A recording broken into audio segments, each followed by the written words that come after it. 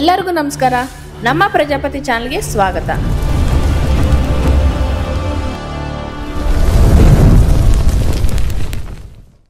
ಇಂದು ನಾವು ಕೆಂಪೇಗೌಡರ ವಿದ್ಯಾಭ್ಯಾಸ ಯಾವ ರೀತಿ ಇತ್ತು ಅನ್ನೋದ್ರ ಬಗ್ಗೆ ನೋಡೋಣ. ಹಿಂದೆ ರಾಜ ಮಹಾರಾಜರು ತಮ್ಮ ಮಕ್ಕಳನ್ನ ಅರಣ್ಯವಾಸಿಗಳ ಹತ್ತಿರ, ತಪಸ್ವಿಗಳ ಹತ್ತಿರ ಬಿಟ್ಟು ಮಲ್ಲಗಂಬ, ಕತ್ತಿವರಸೆ, ಕುದುರೆ ಸವಾರಿ, ಸಂಗೀತ, ನೃತ್ಯ ಕಲೆಗಳನ್ನ ಕಲಿಸ್ತಾ ಇದ್ರು. ನಾಡಪ್ರಭು ಕೆಂಪನಂಜೇಗೌಡರಿಗೆ ತನ್ನ ಮಗ ಕೂಡ ಈ ರೀತಿಯ ಕಲೆಗಳನ್ನು ಕಲಿಯಬೇಕೆಂಬ ಆಸೆ ಆಗುತ್ತೆ. ಆಗ ಮಾಧವ ಭಟ್ಟರೆಂಬ ಗುರುಗಳಿರುತ್ತಾರೆ. ಮಾಧವ ಭಟ್ಟರಿಗೆ ಕೆಂಪೇಗೌಡರೆಂದರೆ ತುಂಬಾ ಪ್ರೀತಿ. ಇವರನ್ನ ತಿದ್ದಿ ತೀಡಿ ನಾಯಕತ್ವದ ಗುಣ ಬೆಳೆಯುವಂತೆ ಮಾಡುತ್ತಾರೆ. ಗುರು ಮಾಧವ ಭಟ್ಟರು ಅಂದರೆ ಕೆಂಪೇಗೌಡರಿಗೆ ವಿಶೇಷ ಪ್ರೀತಿ. ಅವರ ಆಜ್ಞೆಗಳನ್ನ ಶಿರಸಾವಹಿಸಿ ಪಾಲಿಸ್ತಾ ಇದ್ರು. ಇವರು ಚಿಕ್ಕದಿನಿಂದಲೂ ಕೂಡ ಶ್ರೀಮಂತರ ಜೊತೆ ಸೇರ್ತಾ ಇರಲಿಲ್ಲ. ಶ್ರೀ ಸಾಮಾನ್ಯರ ಜೊತೆ ಬೆಳೀತಾ ಇದ್ರು. ನಾಡಿನ ಜನಗಳೇ ಇವರ ಆಪತ್ ಬಾಂಧವರು.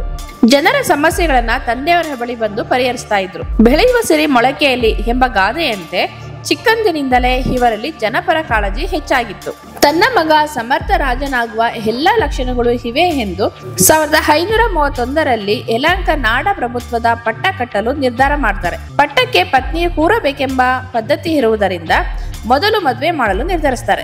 ಮಗನಿಗೆ ಮದುವೆ ಮಾಡಲು ತಮ್ಮ ಮಾವನ ಮಗಳೇ ಇರುವುದರಿಂದ ಕನ್ಯಾ ಅನ್ವೇಷಣೆ ಕೂಡ ಮಾಡುವುದಿಲ್ಲ. ಈ ವಿಚಾರವನ್ನ ವಿಜಯನಗರದ ಅರಸರಿಗೆ ತಿಳಿಸ್ತಾರೆ. ಅವರಿಂದ ಆಶೀರ್ವಾದದ ಶುಭಾಶಯ ಕೂಡ ಬರುತ್ತೆ. ಇದರಿಂದ ಕೆಂಪೇಗೌಡರಿಗೆ ತುಂಬಾ ಖುಷಿ ಆಗುತ್ತೆ. ಎಲ್ಲ ಪಾಳೆಗಾರರಿಗೂ ಈ ವಿಚಾರವನ್ನ ತಿಳಿಸ್ತಾರೆ. ಜನ ಮನೆಗಳನ್ನು, ಊರು ಕೇರಿಗಳನ್ನ ಶೃಂಗಾರಗೊಳಿಸ್ತಾರೆ. 1531ರಲ್ಲಿ ಮದುವೆ ಶಾಸ್ತ್ರ ಮುಗಿದ ಮೇಲೆ ತನ್ನ ಪತ್ನಿಯೊಂದಿಗೆ ಸಿಂಹಾಸನವನ್ನೇರುತ್ತಾರೆ ಕೆಂಪೇಗೌಡರು. ವಿಜಯನಗರದ ಕೃಷ್ಣದೇವರಾಯ ತಮ್ಮ ಆಪ್ತ ಸಚಿವರ ಮೂಲಕ ಉಡುಗೊರೆಯನ್ನ ಕಳಿಸ್ತಾರೆ. ಕೆಂಪೇಗೌಡರು ಒಬ್ಬ ಪ್ರಕೃತಿ ಪ್ರೇಮಿ. ಕಾಡುಗಳಲ್ಲಿ ಅಲೆಯುವುದು, ಈಜುವುದು, ಸಮಯ ಸಿಕ್ಕಾಗಲೆಲ್ಲ ಗೆಳೆಯರ ವೀರಣ್ಣನ ಜೊತೆಗೂಡಿ ಕಾಡನ್ನ ಸುತ್ತುತ್ತಾ ಇದ್ರು. ಕೆರೆಗಳಲ್ಲಿ ಈಜುವುದು ದಿನನಿತ್ಯದ ಅಭ್ಯಾಸ. ಹೀಗೆ ಅವರು ಒಬ್ಬ ಬಲಾಢ್ಯ ಪುರುಷರಾಗಿ ರೂಪುಗೊಳ್ಳುತ್ತಾರೆ. ವಿಜಯನಗರದ ಬಗ್ಗೆ ಕೆಂಪೇಗೌಡರು ಬಾಲ್ಯದಿಂದಲೇ ತುಂಬಾ ಅಭಿಮಾನವನ್ನಿಟ್ಟುಕೊಂಡಿದ್ದರು. ವಿಜಯನಗರ ಸಂಸ್ಕೃತಿ ಮತ್ತು ಕಲೆಯಲ್ಲಿ ವಿಖ್ಯಾತಿಯಾದುದು. ನವರಾತ್ರಿಯ ಉತ್ಸವದ ಸಂದರ್ಭದಲ್ಲಿ ಅದರ ಕಲಾ ವೈಭವವನ್ನ ವೀಕ್ಷಿಸಲು ದೇಶದ ನಾನಾ ಕಡೆಗಳಿಂದ ಪ್ರವಾಸಿಗರು ಆಗಮಿಸ್ತಾ ಇದ್ರು.